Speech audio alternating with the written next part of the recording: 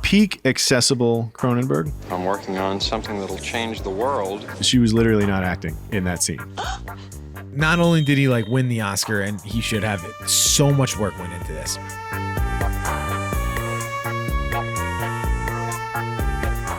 Hey everybody, welcome to the CineFix Top 100, our quiet little science experiment that's going to move us 15 feet from right here to over there across space and time. I'm Clint Gage, and joining me as usual, IGN's Director of Video Programming and Editor-in-Chief of Particle Magazine, Michael Calabro. How you doing, Mike?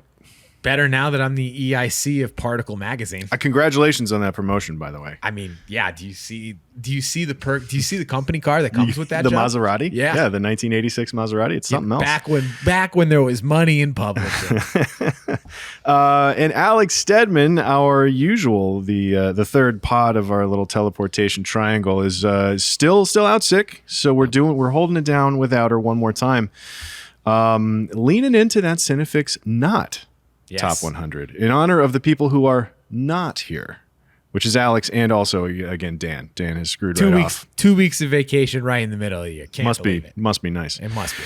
But this week we're talking about another movie that made it on our list, because frankly, my top 100 full of great movies. I don't know, yours probably. No, I probably got about 95 good movies in mine. There's probably a couple movies that I'm like, I'm not gonna say I'm perfect, so I'm gonna say I'm 95% perfect. That's very fair. Yeah. But one of the movies that ended up on our list, but not on the top 100, wasn't good enough for the algorithm. No. We're talking about that today, and of course, we're talking about 1986's David Cronenberg classic, The Fly.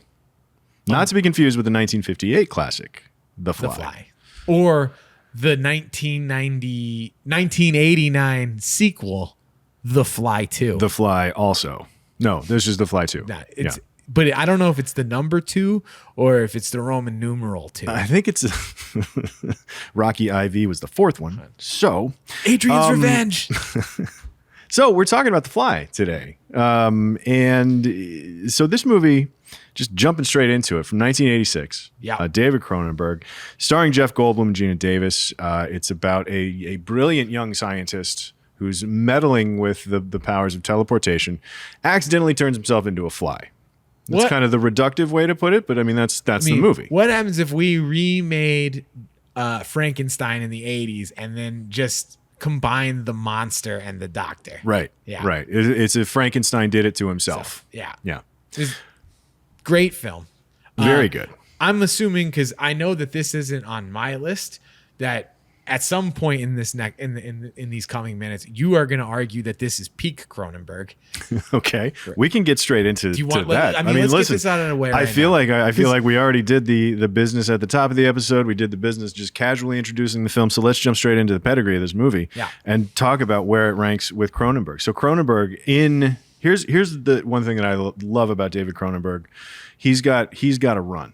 I feel like we've run into that a lot. We ran into it with Dustin Hoffman, just talking about Midnight Cowboy. But looking at a run from a filmmaker is really impressive. So from 1977 to 1988, Rabid, Fast Company, The Brood, Scanners, Videodrome, Dead Zone, then The Fly, then Dead Ringers. Dead Ringers was the last on Dead this? Ringers was a follow-up to The Fly. It was 2 years after The Fly. And then you're going to forget, you're not going to mention Crash? No, I'm stopping from 1977 to 1988. Oh, Crash was later, deeper into the 90s. Is that mid-90s? Yeah. But, I mean, that's a 10, 11-year run. I mean, there was a 2-year break between The Fly and Dead Ringers, because The Fly was 86. So, I mean, that's a 10, 11-year run right there. That's pretty good. Really, really extraordinary. He was going so fast, he managed to just crash into a wall and then got off on it. Yeah. That's... Is the Crash on your list? Well, we'll figure that out later. But honestly, that's peak Cronenberg to me. I never cared for Crash, and then I mean, History of Violence and Eastern Promises, and those movies are good, fine, but that's not my Cronenberg. I agree with that. I do think those like him and Vigo, like those early Vigo movies, they're good. They're just not what I think of when I think of David Cronenberg. Just like when I think of Steven Spielberg, I don't think of musicals. Right. Right. It's you Very, think of literally almost anything else. I don't think of very mediocre musicals when I think of Steven Spielberg. So the 90s were the age of very mediocre Cronenberg musicals. But yeah, so I mean, to talk about whether or not this is peak Cronenberg, like for me, it is. It absolutely is. This is my tops Cronenberg. I will give you that this is the most accessible of the Cronenberg body horror films. However, I do feel that I must defend myself insofar as we are talking about an excellent David Cronenberg film that is not on the top 100. And it's not on the top 100 because it wasn't on multiple lists. And, you know, you've already copped it not being on yours. Yeah, I did. And I'm going to explain why, because I feel that it is needed. You can just feel the attacks coming at you already. Right. So, like, you know, let's be real here. If there is going to be one movie, in my not so humble opinion, on David Cronenberg's filmography, sorry, excuse me. You're just skipping ahead to the title already. Oof. It's Videodrome. Yeah. That's I had room on my list for one Croney. You saved one seat for Cronenberg. And he got it was Videodrome. He got Videodrome. Yeah. No, I think the fact that it is probably his most accessible film is probably why it's my favorite. Yeah. I'm a big old softie, I think. And so it's a type of movie that I can get behind, that I can watch multiple times, that winds up kind of being my favorite. Like it's that favorite versus best kind of debate, right? Like I mean, you can put any of these that I rattled off, because Dead Ringers I also love. Dead Ringers is messed up. Let's be real here. We love all of these. Yeah, they're all great. And even like The Brood, which is so like B-movie cheap and weird, but I love it. It's bananas.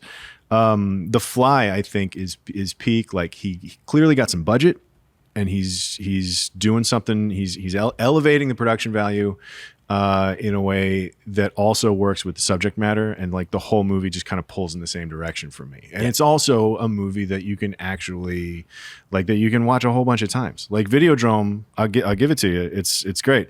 I don't know that I ever need to watch Videodrome again, to be perfectly honest. Oh my God.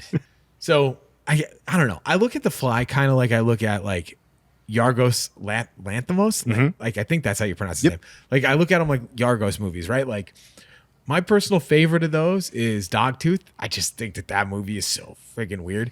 But like trying to convince, you know, my wife to watch Dogtooth is kind of impossible. Right. But like he has such a weird vibe of, you know, like how he constructs rules and then deliberately breaks them. But like the one of his films that's also really good, which is The Favorite, is just like the most accessible one of those. And I feel like The Fly is like the Cronenberg version of Yorgos' The Favorite. Right. Because, and I think we've talked about The Favorite before, where, the idea that the stuff that Yorgos does in most of his movies that is sort of weird and out there actually makes sense in the setting of that film. Killing of Sacred Deer, by the way, for some reason, my favorite. Yeah, that's yours. It's such and there's no reason why that should be my favorite one of his movies. Yeah. But I don't know. Here we are. Anyway, but you're right. Like I think it's the same. Like the subject matter of The Fly works so well with Cronenberg's whole vibe. Deal. Yeah. So did we settle that, Pete Cronenberg? Yeah, we did discuss enough of it. And while I will continue to disagree, because I just want to defend myself from anybody that's like The Fly should be on the list. And I don't disagree. I'm just trying to say is like, I can't have a top 100 full of Cronenberg movies. Right. I only had room, unfortunately, for Videodrome. Because we would have had from 1977 to 1988, all of them. Yeah, it was his decade. List. Yeah. You know? You start with Rabid. Rabid is so like that weird armpit vampire. Oh, yeah. So weird. Fast Company's like the only one we could really lose there. Yeah. I think that could go away. But he was doing like 2 a year. They can't all be winners. It's true. I mean, most of them turned out they kind of were, but yeah. So I mean, in terms of Existenz is the other one that was kind of close to that range. It just never did it for me. Yeah, maybe like, I can't. I couldn't ever get into that one. But you could get into Crimes of the Future. Correct. I think that's the Cronenberg that I'm here for, you know? And so it was this 77 to, late 70s, late 80s window of Cronenberg. And then Cronenberg that I'm not frankly that into. And then he did Crimes of the Future, which is wonderful. Yeah. Unbelievable film. One of my favorites I think that was 2020? 22. That was just last year. That was just last year. Yeah. Really? Pretty sure. Was it? I think. I don't know. Jamie's nodding. He's nodding. Yeah, he's nodding. I'll take that. Honestly, I think I might, if that was last year, that was up there with Everything Everywhere All at Once, Tar, and then that one. I think Wild year for movies. I think I might think of that movie more than any of those other ones. Yeah. And that movie blew me away. It's a good one. But listen, Back to The Fly. And I think Crimes of the Future and The Fly have something in common. We'll get back to it later because there's one moment in particular that when we get to the brilliant moments that is reason 1A why The Fly is actually peak Cronenberg. I think we'll get back to that later because in the meantime, the other folks in this movie, I'm going to entertain that idea just for the sake of this podcast. You know what? I appreciate it. Yeah. Thank you very much. Jeff Goldblum. We've talked about Jeff Goldblum. Who? Jeff Goldblum? Never heard of him. Never heard of him. He's the guy in those apartment commercials. But the is he that scientist that doesn't wear a shirt? Yeah, sexy hot scientist Jeff Goldblum. Yeah. This was the origin of hot scientist Jeff Goldblum. It really was. It was a thing that didn't really serve him as well as it could until Jurassic Park in the 90s. But prior to this, I think The Big Chill was probably the biggest thing that he'd done. And I mean, he'd done. I don't think I've ever seen The Big Chill. The Big Chill. The Big Chill has a great soundtrack. Yeah. And my childhood is my mom listening to the Big Chill soundtrack. That's really funny. Yeah. So he'd done a handful of things and he'd done some work but then there was this, and then it really kind of never really took off until Jurassic Park. I don't know. I feel like it took Earth off. Girls here. Are easy there for a little with bit. Jim Carrey. Yeah. Yeah. So he did. I mean, he did the stuff. He did the work. But man, he didn't have another Jeff Goldblum's the guy until Jurassic Park. He wasn't Jeff Goldblum yet. No. And neither was Geena Davis. No. Geena Davis had a great run in the late 80s, early 90s, though, because she did The Fly and Beetlejuice back to back. Damn. Like those movies are next to each other on her IMDb. And again, in the early 90s, she had Thelma and Louise and A League of Their Own back to back, which I think that's peak Geena Davis. Thelma and Louise into A League of Their Own. A tier Ridley Scott is usually going to be at the top of anybody's. Yeah, that's got to be right there. But then the other guy, and I think we're going to talk about this guy a fair amount. The other guy that really John Getz. Yes. So John Getz plays what's his name? Stathis Boren. Oh yeah. Which, by the way, what a name. I mean, what a living. That guy played the best worm of a human being. Total yuppie douchebag. God, he's incredible. Yeah. Like he's so good. In a movie that I didn't even realize until right now just had an absolute yuppie douchebag. Mm-hmm. He nails it. He nails it. And the Ellis from Die Hard. Yeah. Doesn't hold a candle to this guy. Ellis from Die Hard is a harmless, just kind of douche. But then Stathis in The Fly is just he is slimy and awful and an absolutely perfect worm in this movie. What are you doing in my apartment? Just happened to be in the neighborhood. Felt a bit scummy. Rough day.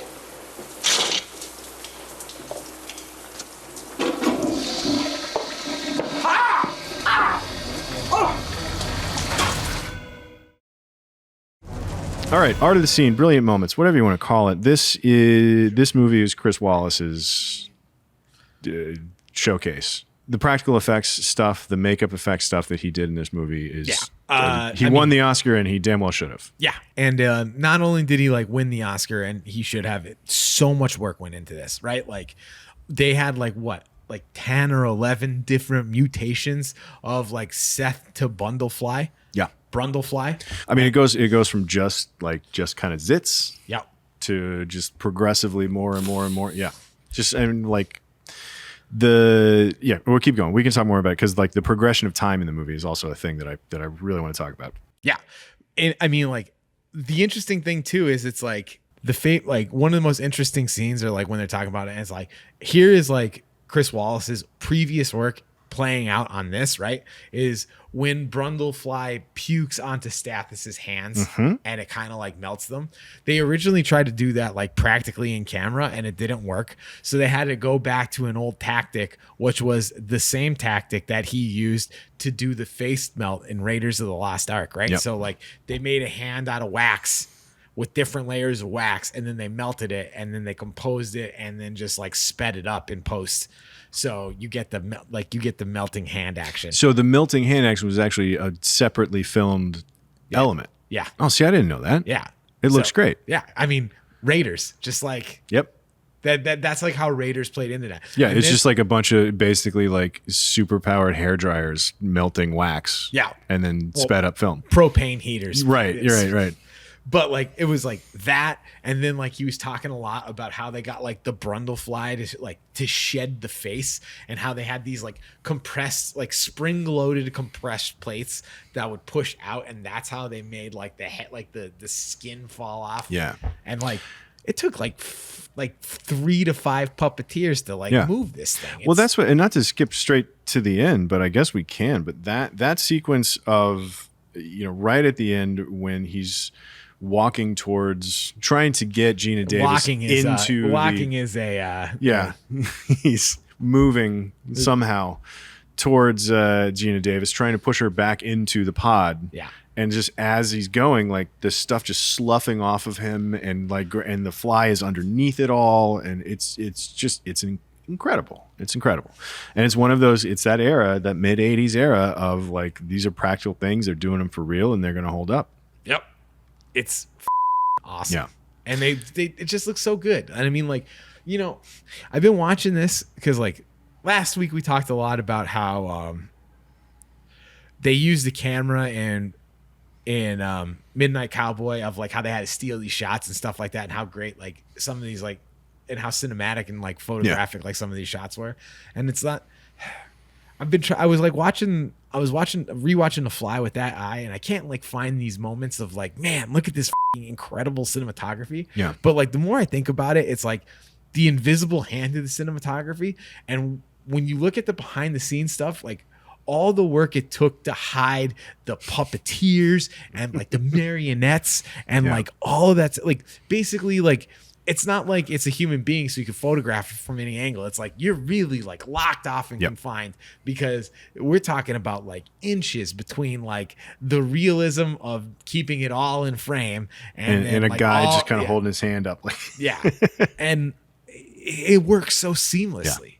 Yeah, that's the thing about, because you're right. I don't think any of the cinematography, like, you know, is in any of like Cronenberg's stuff. Yeah, none of it's great or whatever. But like the fact that the camera work is working with all of the practical effects.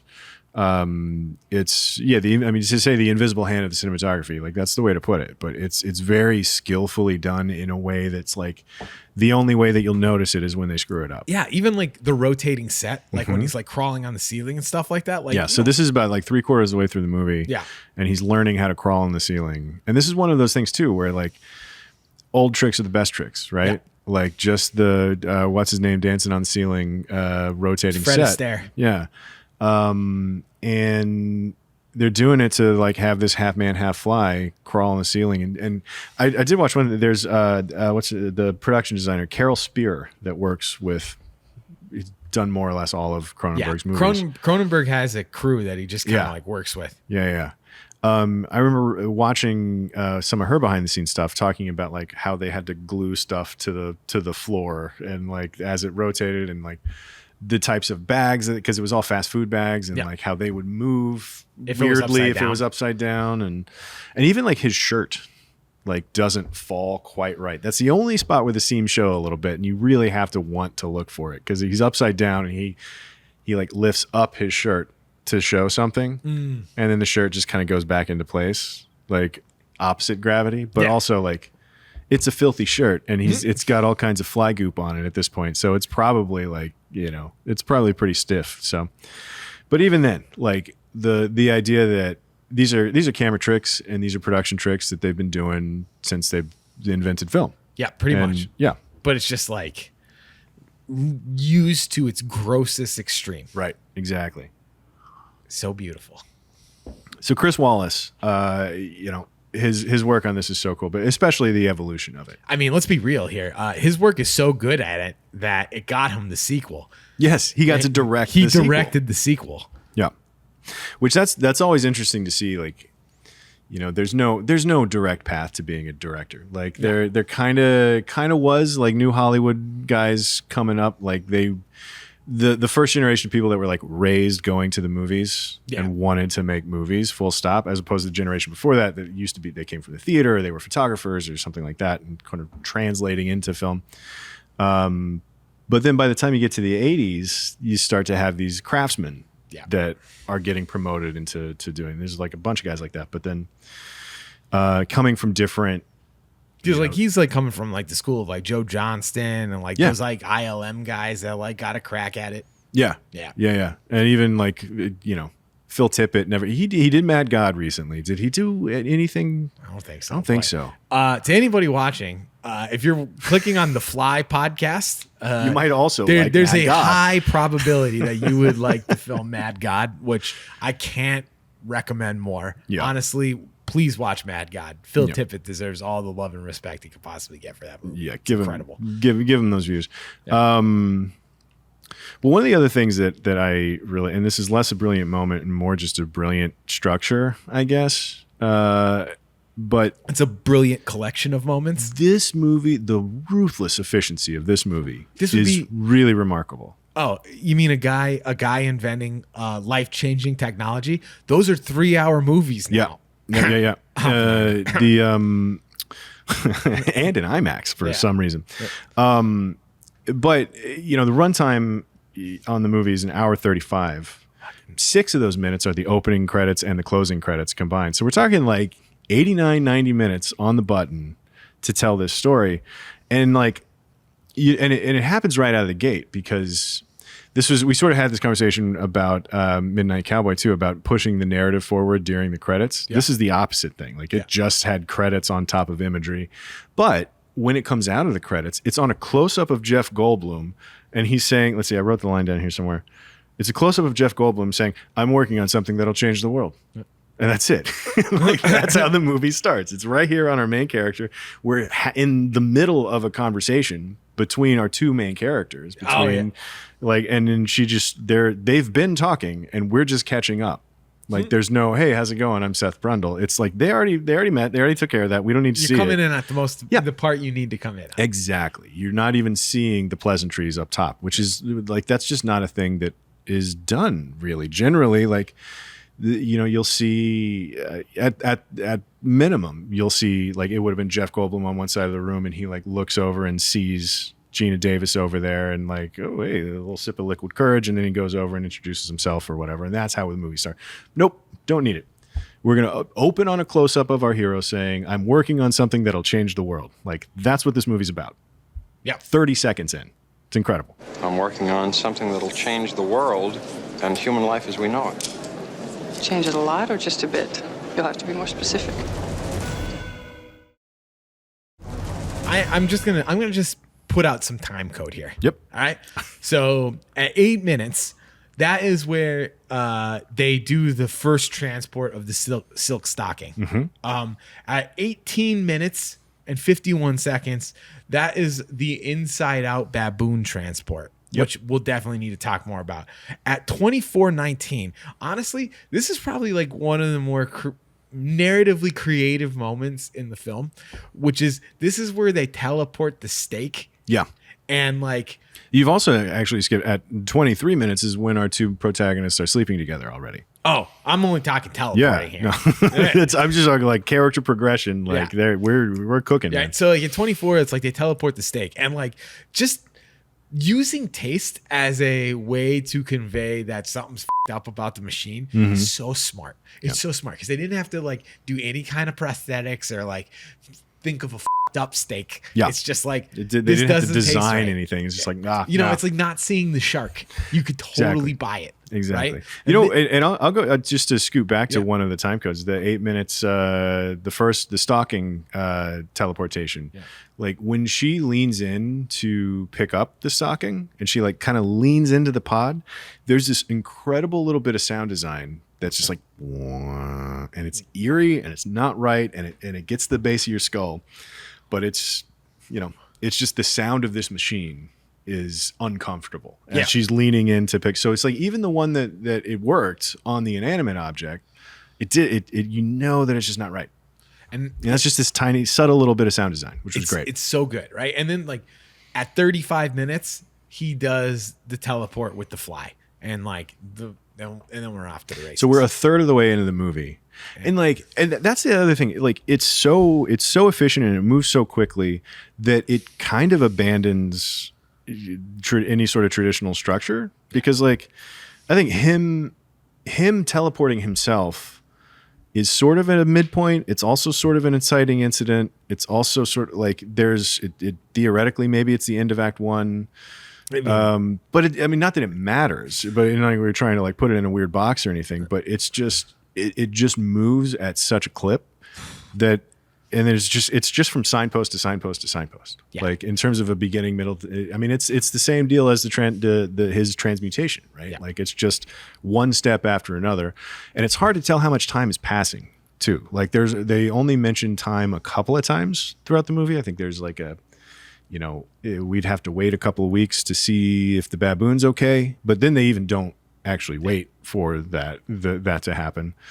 And then later, there's a moment. It's after he tells her to leave him alone, never come back. And then he says, "It's been 4 weeks since I've talked to you," and that's when he's like really down the road into becoming the Fly. But other than that, like I'm not sure. It could have been 4 or 5 days, or it could have been 3 months, or Anyway, it moves quick. It cooks, and like.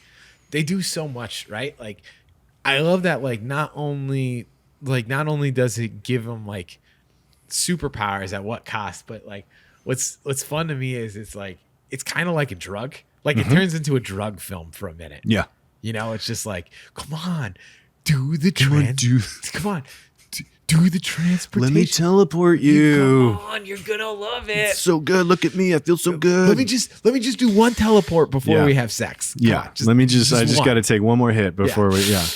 But then that leads to, by the time you get 45 minutes in, halfway through the movie, that's his rant. That's kind of like the point of no return. That's like, oh, he's officially dangerous now, because that whole rant. In fact, it's one of my favorite lines. Is that the coffee one? It's no, it's before the coffee one. That's or it's after the coffee one. But he is shouting about the flesh, and this is another reason why, like, I think as much as Videodrome professes to all hail the new flesh, I think Jeff Goldblum might have set a record for saying both the word flesh and penetration all in one speech. Like the most times using those two words in one speech comes about 45 minutes into this, and he shouts something about like, drink deep or taste not the plasma pool. Like he's gone insane, and it's a wonderful rant. And he's like all the zits and all the weird hair and sweaty, and he looks awful, and he's just like charging out of the house with leather jacket and no shirt, eating a candy bar, and he's like gone full nuts.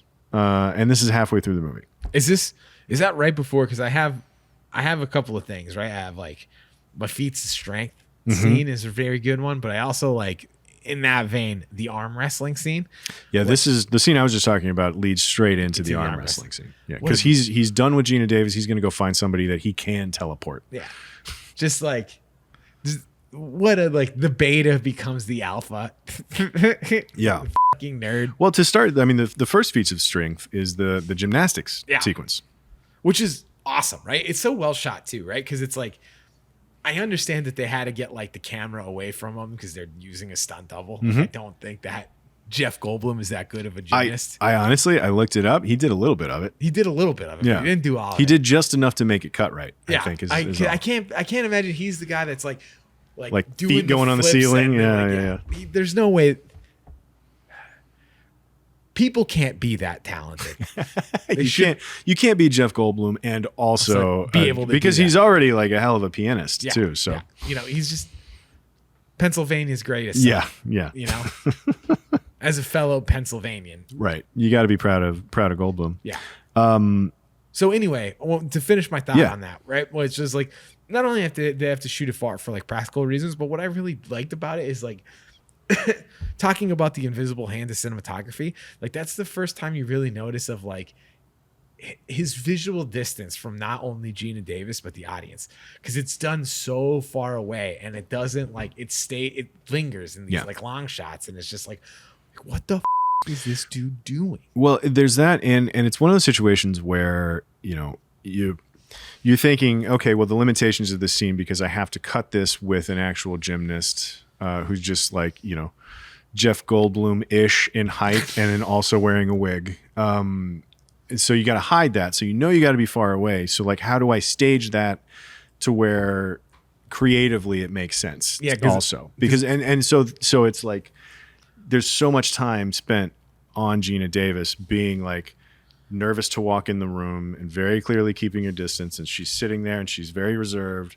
and then even the reverse shots of like from her perspective is where we're seeing this, and it's far away, and then even the reverse shots are like very long lens, and him walking in front of the lens is like it's just like they could have just been swinging a leg back and forth in front of it. Like it really didn't matter. It's just kind of motion right in front of the lens, but yeah, to your point, like it makes that distance actually makes the scene work better. Yeah, also. Absolutely. You're going to bring up a scene, because I know you are, of talking about how like when he just starts shedding the organ, like the vestigial organs, like when his ear falls off and he starts like losing his teeth. I know that's a favorite of yours. Right here. Right.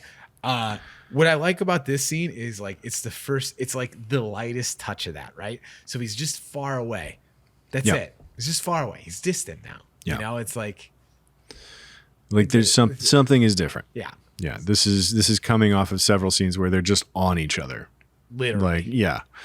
And then all of a sudden it's just all the way out there. And then, he starts shedding organs. he just starts literally falling apart. Yeah. So and that's now we're getting into territory. Like 57 minutes in is when he's kind of taking himself apart in the mirror.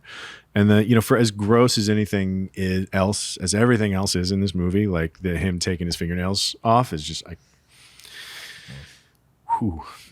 was the same thing with the arm wrestling scene. I actually had to mute because I didn't want to hear the sound. Yeah. I had to mute it, and I kind of went like this, and I waited for it to happen, and then I came back to it because I love when they do the hand the arm wrestling scene, and like they do the close up on the hand, and you can see like the ooze, basically like the proto ooze of like what he's gonna puke up on the hand on status later, like right before he breaks the guy's wrist. Yeah, he's like sweating out whatever goop Brundle fly makes. Yeah. And then it like snaps that dude's hand, and like that whole scene is just like that's so gross. That's such a random little, I mean, it's not random, obviously it was a very clear choice, but like it's such an interesting little detail that didn't need to be there. Like that scene because we know what's going on, and the purpose of that scene is to show sort of how far gone he is, and it's another feat of strength that's that's verging into violence now.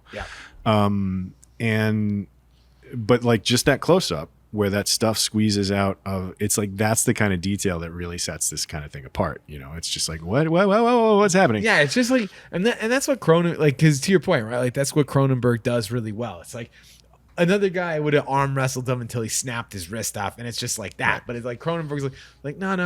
Let me show you some fluid. Oh God. Let me get some fluid. Wait, yeah, we're gonna snap it, but just let me get the close up of the fluids. The fluids, Mandrake. The fluids are fluids. So yeah, I mean that's where the Pete Cronenberg kind of stuff comes in, because there's always something psychosexual about Cronenberg stuff. I mean, it's not, and like on the surface, there's nothing about a guy turning into the Fly that should be sexual, but like it becomes about the flesh real fast. I mean, it's not a guy getting mind in the stomach with a Betamax tape, but correct. It's in the same ballpark. Yeah, I guess fluids coming out of his hands. Yeah, probably same league. different city, maybe. You know, Same sport for sure. for sure.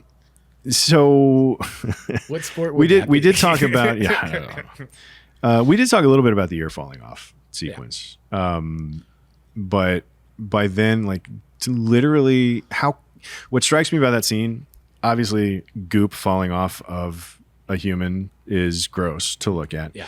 But how casually it happens is the part sense, that, he's just kind of like, and it's not even like he's scratching his ear and it comes off. It just falls off the side of his head. And just while he's talking, and I'm over here, I'm just kind of wondering what's happening. And Geena Davis apparently wasn't even acting in that sequence.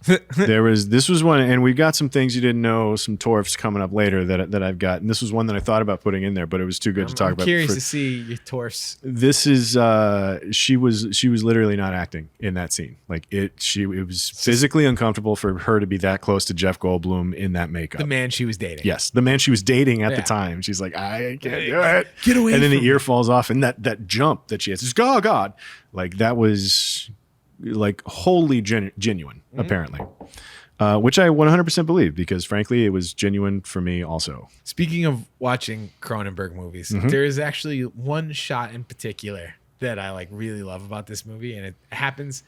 So do you remember when he's just like, you got to document my metamorphosis, like for posterity, and like it can even be a children's book, and he's like, here's how it Brundle eats. Flies eats, right? And then it like cuts, it like zooms out, and you realize that like Stathis is actually watching the tape on TV. If you really watch him in that moment, like his acting, I feel like that's what every single fucking person looks like when they watch a David Cronenberg film. Right. Like, you could just put any, like, you could just like take He could have been watching Videodrome. Yeah, he could have been watching Videodrome. He could have been watching Scanners. Like, that guy, he's just like horrified, but totally engaged. Cannot look away. And even when Ronnie, Geena Davis's character, comes home, he's just like, she comes bursting through the door, and he's like, "Ronnie, is that you?" Like eyes don't ever leave. Like that. Every filmmaker should aspire to create a visual that Stathis looks at in that way. Yeah. And every one of David Cronenberg's body horror movies, I just watch exactly like that the entire time. Yeah, I have been Stathis in that situation. But yeah, and that was a good example of how efficient this movie is. Yeah. Like the cut between him doing it, then he sets it up, and then they don't repeat it at all. Like it's just a hard cut to him watching it on TV, and you get the rest of it in the next room. Yep. And again, like I don't know how long did it take to get that tape back and not long. Like, I mean, honestly, our podcast that we're talking about all these really cool scenes out of order is probably going to be about the runtime. About the runtime of this movie. Yeah. Oh my God. My God. We also need to talk about, the most Cronenberg of Cronenberg things, his cameo, which happens in the nightmare sequence of where she gets an abortion, and like it turns out to be like a pod, a big old wriggling like maggot. Yeah. So like leave it to David Cronenberg to be the abortion doctor in his own movie. I do appreciate the fact that he was the one that it's Jeff Goldblum's got the line earlier in the movie. It'd be like, as the general said, there's nothing that I wouldn't ask you to do, I wouldn't do myself. And so like the fact that he's there having to hold this gross like abomination of a larva or whatever, at least he had to do that. Yeah. But yeah, that scene is messed up. And like until it also ends in such a way, for as on the nose and for as not on the nose, but for as explicit as everything is in this movie and as visually gross, like that sequence ends in a way that still leaves it a little ambiguous as to whether or not she's actually pregnant. Yeah. Like how far back did that nightmare go? Yeah, and we don't find out until later that she actually is. But it's as far as nightmare sequences go, like it's a good one. That's a hell of a nightmare sequence. Did we skipped over? I think we mentioned we want to get back to the Inside Out baboon. Yeah. We should talk about Give me your Inside Out baboon thoughts. Awesome. Looks awesome. This is going back to the 20-minute mark, I think. I think so, yeah. About the 20-minute mark. First successful teleportation. Teleports a sock. And then does a few minutes more tweaking. Yeah. And he's then like, time. Also, of all the animals, like, how the f do you get a baboon? Yeah. Well, that's a thread that you can pull on until you go a little crazy, I think. Be like, how did he get, approval to go to baboon level? Not a dog, not even like a kinder, smaller monkey. Yeah, like, or a mouse or something. Like, I feel like you would need to graduate to a baboon from a smaller animal. Yeah, I agree with that. I'm going to write a letter to Cronenberg whether or not he thought about that. But visually, that baboon, I do wonder if he thought about what animal is going to look best inside out. Do you think? And he landed on baboon. Do you think it's because it like? Probably, you know why? Probably because like the skeleton's got weird. He's got a big snout. Yeah, and like that's the first thing I look at whenever I see like the inside out baboon. It's like the snout is like out and the fangs are there. Yeah, and it's just it's still yeah. Yeah, I will say that like of like primates, the baboon might, and I might be biased because I've already seen this film. The baboon might be the most disgusting looking inside out. Yeah. Yeah, it was pretty awful. Yeah. Apparently, and I'm going to tease another TorF that did make it into my list. That baboon was a real asshole on set. Yeah, no, I read that. Did you read that one? Yeah, and then like the animal wrangler, alpha him. Yeah, Goldblum himself. Like everybody just had to like get big in front of them to calm him down. So you didn't want to fuck with Goldblum. You don't want to. Pennsylvania's own Goldblum. Yeah. No, you don't mess with that. I mean, we talked. I want to talk about the final act a little bit. Like a lot going on in that climax there. That like and like. The subtext of this movie for me is all about just the poor Veronica, like Ronnie being stuck in the middle of, because ultimately she was in a relationship with Stathis, who's an absolute worm. Asshole. Yeah, God, he's the worst. He's got that particle money. Though. He's got and that scene where he like follows her into the store, and is like crying about, he's like, oh, he's sleeping with the new guy, and he's just throwing a fit like a little child.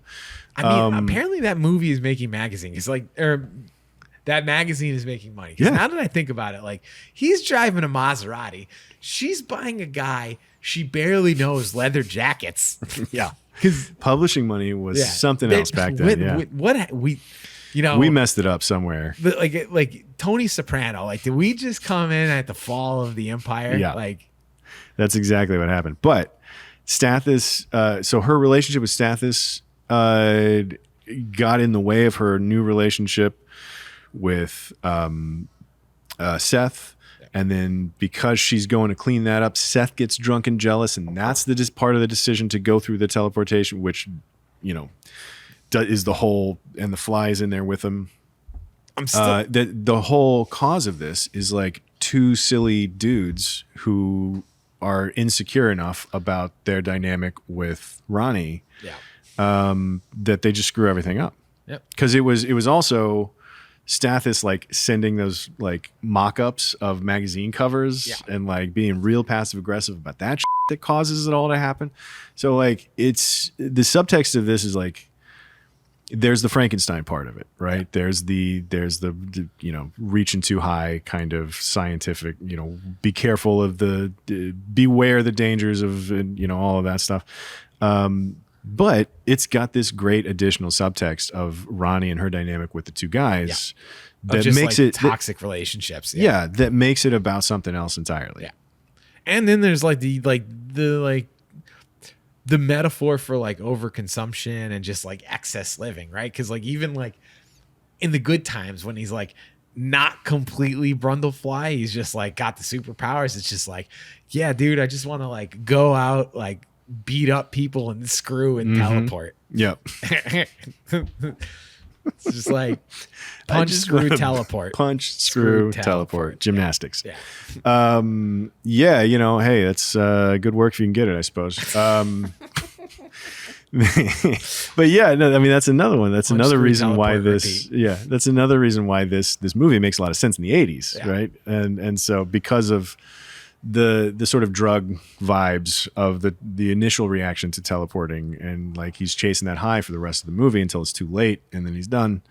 But But yeah, all of that coming to a head with Veronica having to, going to get an abortion, and all like everything that's happened in this movie is happening to her. Yeah. In a lot of, obviously she's not turning into a fly, but the hell with him. He did it to himself. Like, so like Ronnie being sort of the center of this movie in a way makes great.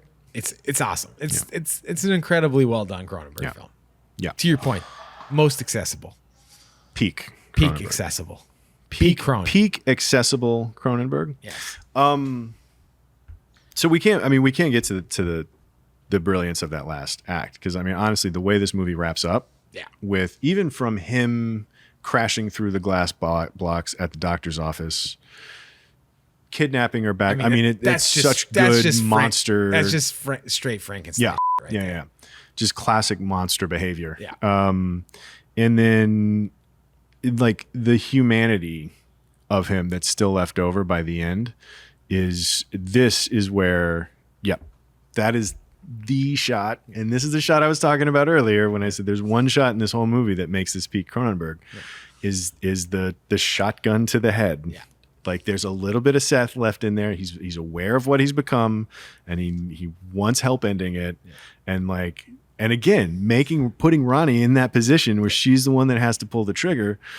But like that moment where there's a little bit of humanity left behind all of this goopy nonsense, all of this goopy body horror disgust, and there's still a guy under there who just knows that he's gone too far and he needs out.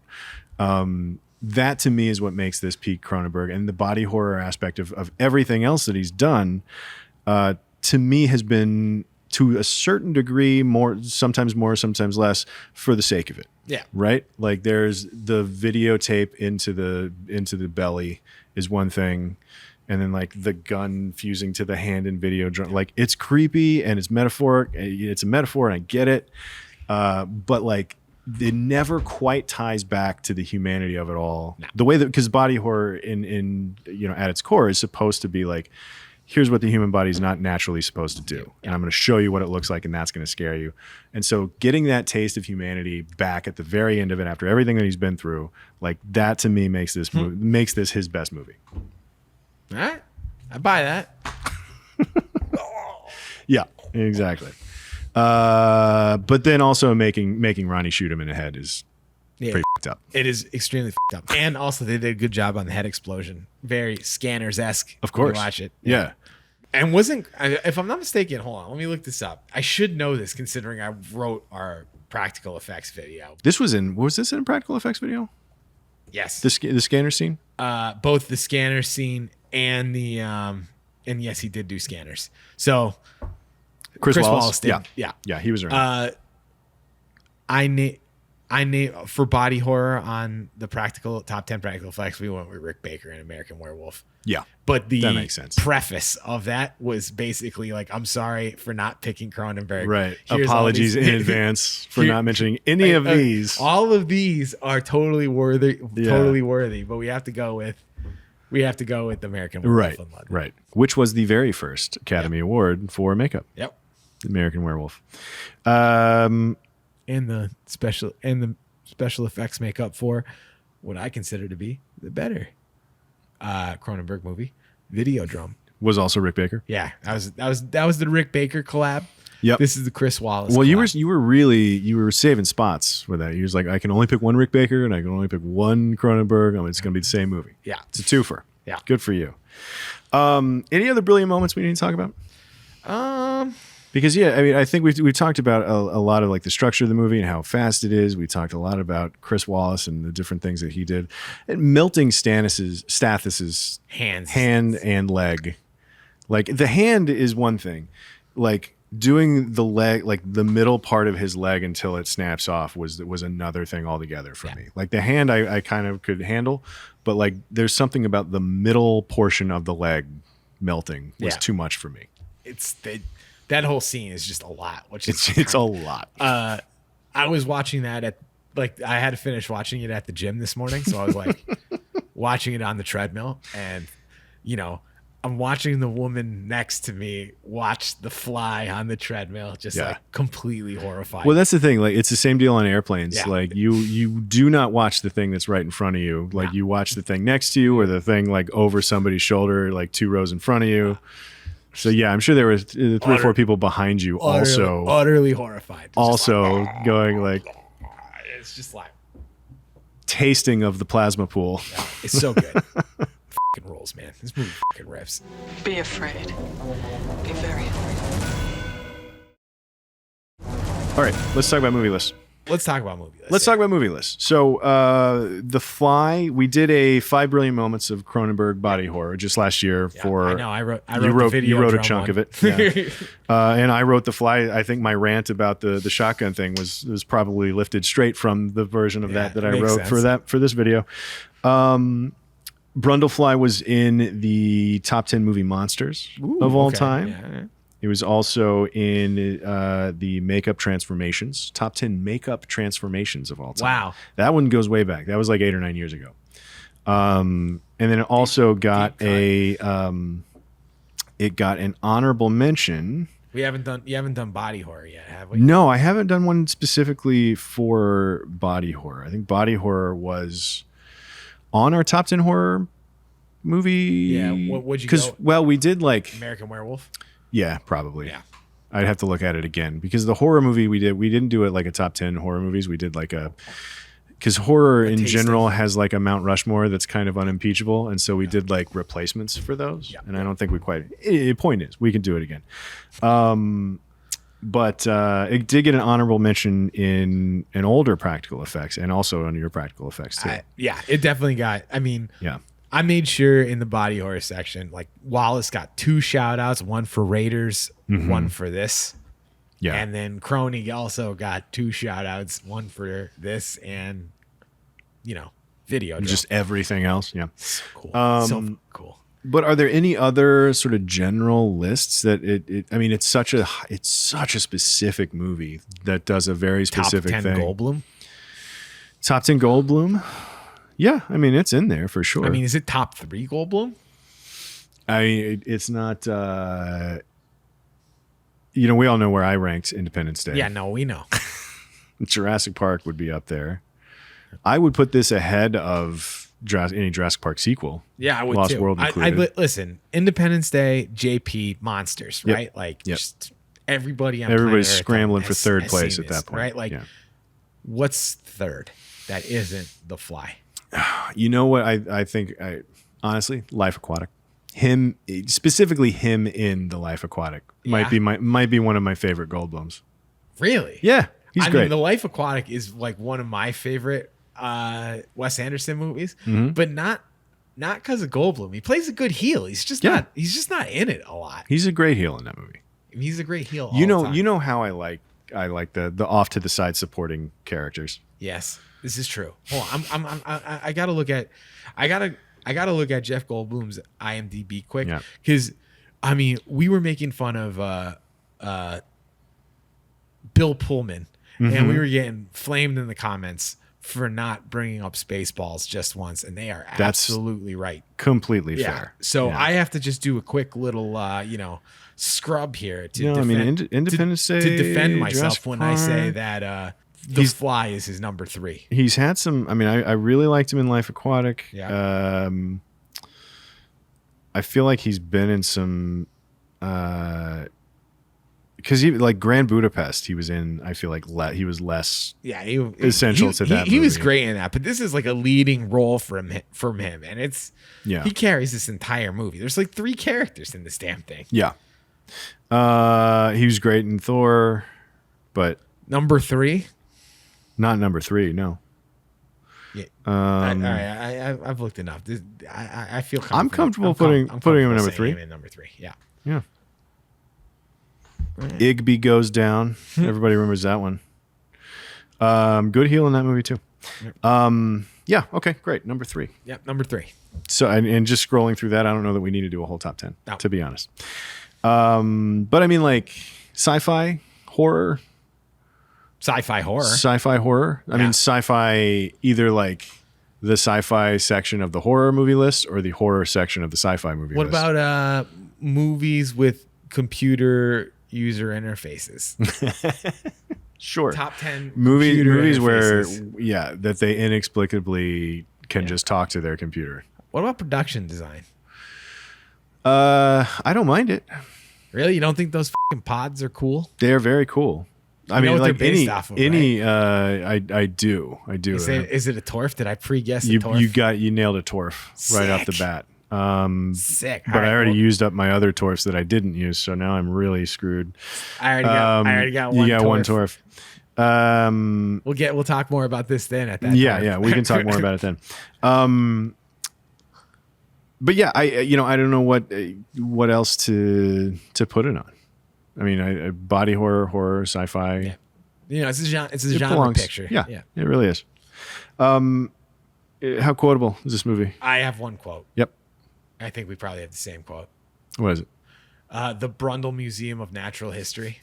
That's a good one. Yeah. No, mine's a tagline from the poster. What is Be that? afraid, be very afraid. Oh. It's Geena Davis's line right in the middle of the. Yeah.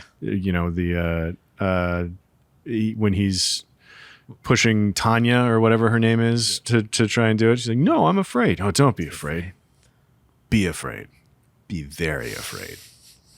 It's great. It was on the poster. My medicine cabinet. Well, because my medicine cabinet is turning into the Brundle Museum of Natural History. Doesn't really play on a poster. No, it doesn't. But it's a sick line.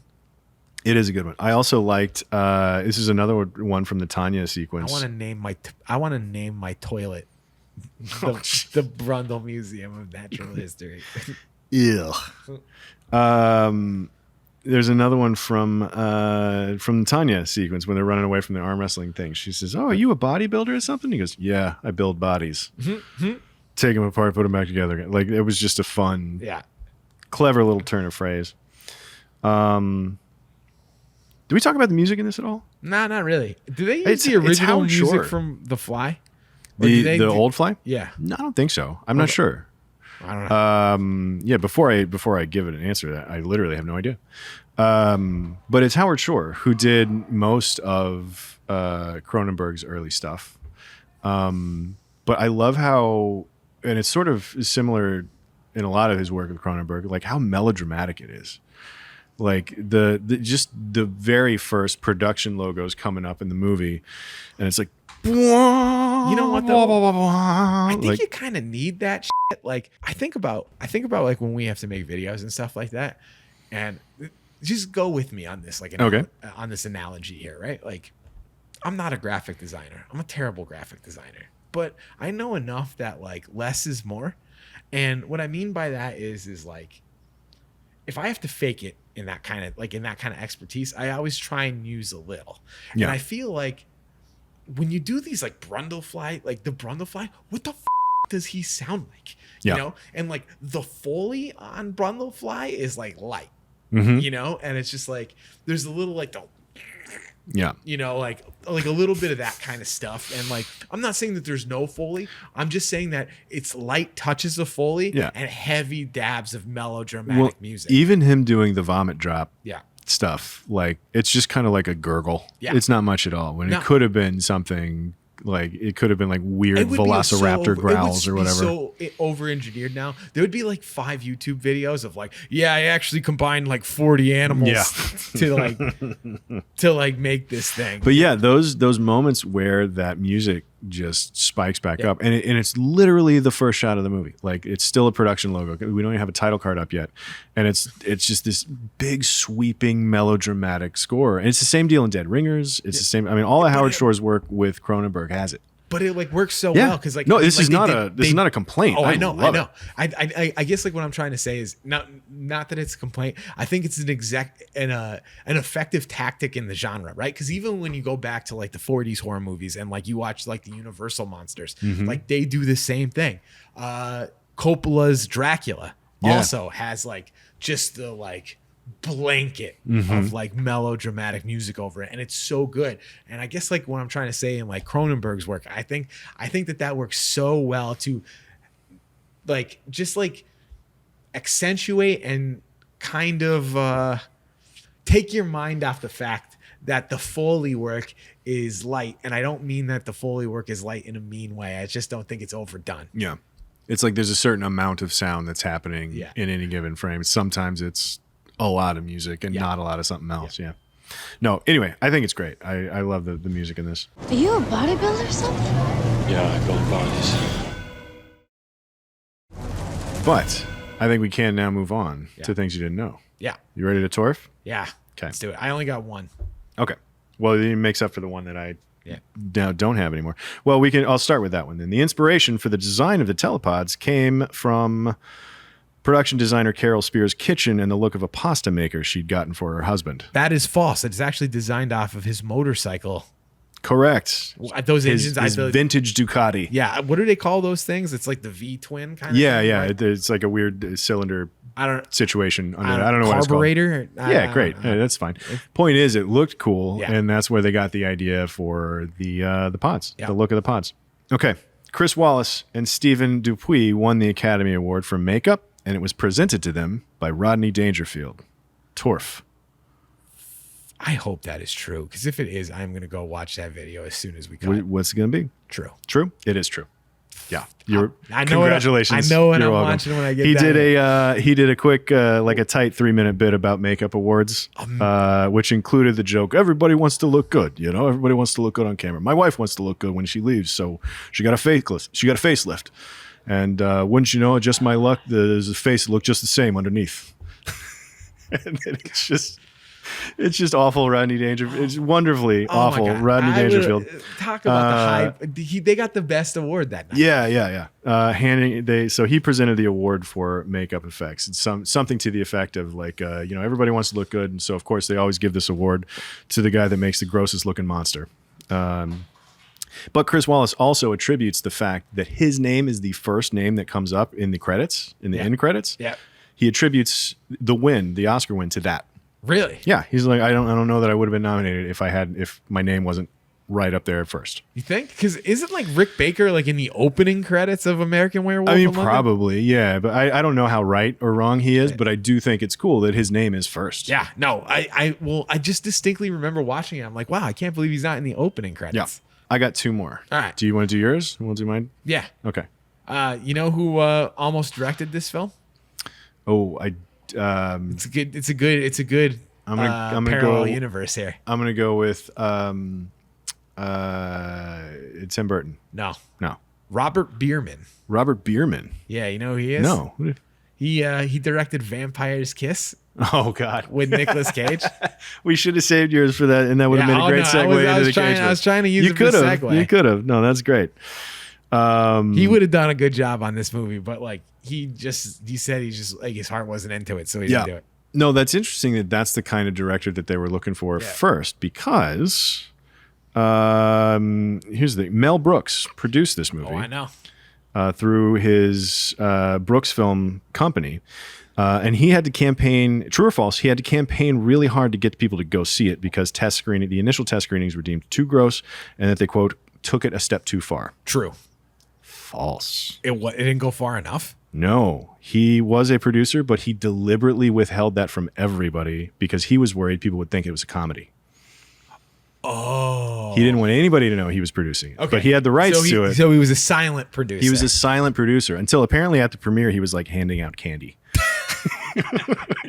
which is fun. It was something.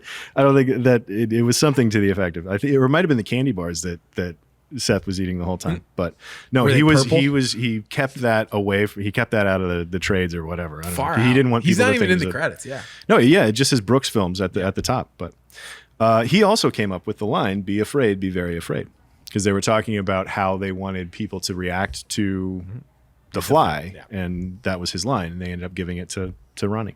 So. There you go. TorF. Once again, we have TorFed.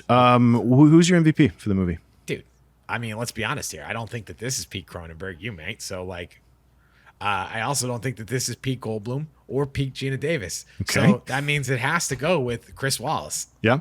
Yeah. I mean, listen, I can't argue with Chris Wallace. He was the first name I wrote down. I'm going to, it's my favorite thing to do. I'm going to give the MVP to a supporting character. Giving it to John Getz. Here's why.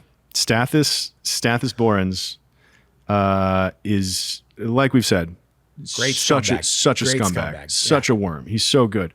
But without him being quite that good of an asshole, like, I think that there is, like, he becomes the proper antagonist of this movie, I was just going right? to say that, yeah. So, like, I don't think you get nearly as much of that tragedy and that humanity that comes around to the end at the end of this movie if you don't also have the punching bag that is Stathis. And if Seth can't realize how far gone he is by melting somebody's hand off, and that's somebody that we like, then it doesn't work nearly as well. And that's the true. whole movie, right? I like that, yeah. But so if Stathis isn't half the worm that he is on screen, I don't think the movie works quite as well. It still looks super cool. Chris Wallace still does his amazing work. I'm passively agreeing with you here so you can make your point, but at the end of the day, no one's going home and being like, but baby, Stathis. Yeah. I am. Yeah. I'm doing it right now. Yeah, well, I mean, awesome. Cal, listen, dude, Stathis. Dude, he pukes on a man's hand and it just like melts away. Yep. And then, like, and to Stathis's point, like, his screams of pain are like solid. Yeah. And honestly, I don't mind when it happens either. Yeah. Like, I really legitimately mind seeing him get melted into pieces. I wish you know? there was just a scene where he just started puking all over his Maserati and it just started eating. Yeah, off the paint. and he's just like, no, not the car. Yeah, that would have been good too. Okay, so just to circle back to your TorF. Yeah.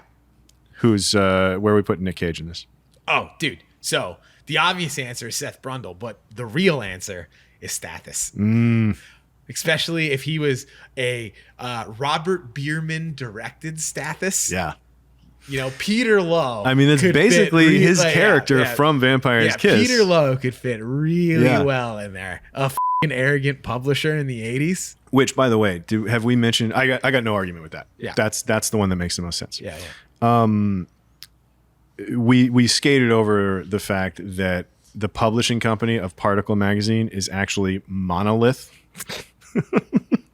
Is Monolith Publishing, I think is what it's called, which is hilarious. But then there's also if Stathis isn't a nepo baby. Yeah, exactly. I don't know. He inherited that. He's like the third generation newspaper man. I want a science magazine. Yeah. But then there was also apparently, and this is kind of circles back to the efficiency of this movie. Like there was there's apparently a version of this movie where Geena Davis's character was having to like fight against some of the corporate intrigue happening at Bartok Scientific Industries or whatever, the company that was financing the thing. Like their shadiness was getting involved and that whole thing got cut because it's like, yeah, great. That was exactly the right I don't give a shit about that. Yeah. So between Bartok Science Industries and Monolithic Publishing, like that's a very Cronenberg thing to do though, like shadowy corporate greed kind of stuff. So it's surprising, but also great that he cut all that stuff out. But we talked about the cameo. I'm scattering all over the place because I skipped the Cronenberg's cameo as the doctor in the abortion sequence. We talked about how he was the abortion doctor. But do you know where that came from? Martin Scorsese. Martin Scorsese. Great. I'm glad I didn't use that in the TorF. Yeah. Scorsese met with Cronenberg and he was like, you look like a Beverly Hills plastic surgeon. Yeah. So I think is hilarious. Okay. Yeah. What are we going to reboot this? It's 100% rebootable. You know why? I'm going to say it right now. Current turn in our political climate where the abortion is now a states' rights issue. I think that this is a very fascinating movie if it was made literally anywhere in the South. Yep.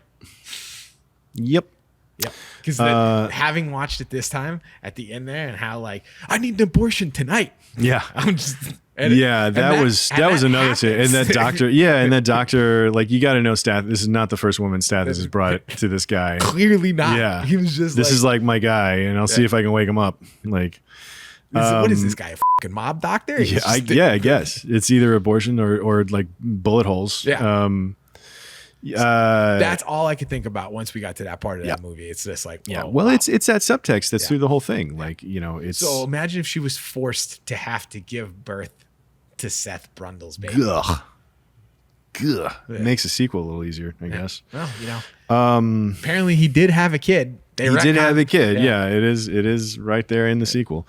I think, we're probably primed for it, right? Because the first one was in the 50s. Yeah. Second one was in the 80s. And then now we're 40 years past that. So, like, it's, you know what? And no one even can complain because the one that everybody loves was a remake. Right. So. Yeah, it's already a remake. Just go ahead and do it again. Yeah.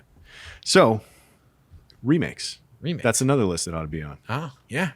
Top 10 remakes. Top 10 remakes. But let's see where it wound up. On the list. On our top 100. Where we at? The Fly. 266.